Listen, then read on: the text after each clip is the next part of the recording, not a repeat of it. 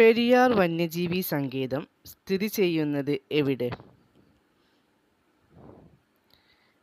ഇടുക്കി, പത്തനംതിട്ട ജില്ലകളിൽ. Project tiger പദ്ധതി തുടങ്ങിയ വർഷം? 1973.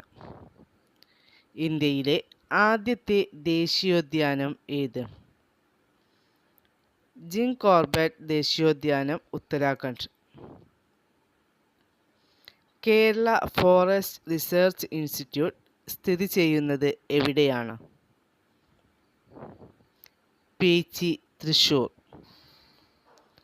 ചിവീടുകളുടെ ശബ്ദമില്ലാത്ത കേരളത്തിലെ ദേശീയോദ്യാനം? Silent Valley. കേരളത്തിൽ വനസാന്ദ്രത കൂടുതൽ ഉള്ള ജില്ല?